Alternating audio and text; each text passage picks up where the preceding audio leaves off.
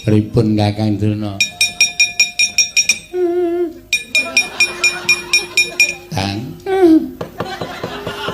Tangi. Jam pira? Lho. Sekolah mboten. Seragame teles. Kandhane ngayal ra. Pripun kok awake kok dadi remuk kaya ngoten? Aja diajar karo anak-anak mendho. Lah terus pripun? Sowan sanipun Iwang Pikulun Pot. Sinten dewate? Betari Durga. Betari Durga. Kula mboten lega nek ora arek uripe wong-wong negara marga.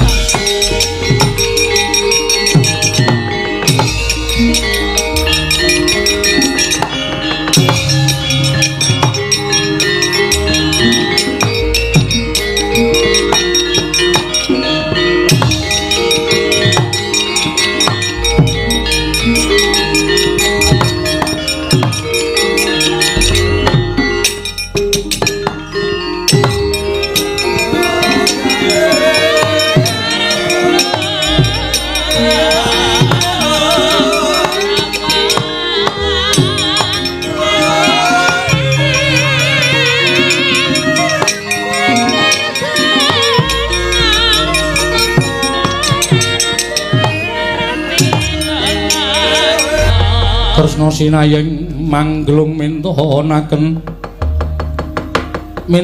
Dewi Kramanira kang kumiteran ing asta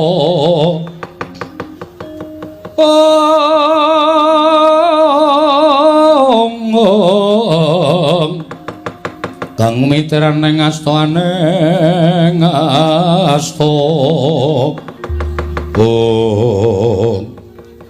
Setyaki, woto timbalan. Begawan Durna piye? Ya pangesunipun sampun mundur wa Prabu syukur. Monggo saka pangiraku angel diundurke. Nggih, kula piyambak ugi mangertos. Saking panginten kula ugi badhe angel dipun unduraken. Lah sebabe apa Pakdi? Lho, ana sing mbiyantu kok Antasena. Ana sing bantu? Ana. Monggo pawongane ya gagah.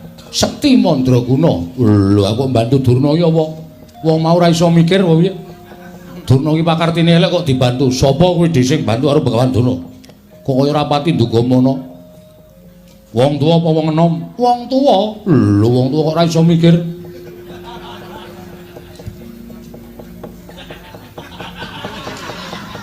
Wonge lunga. Lah iki senengane bebeda karo bapakmu. Werkudara. Mbuh.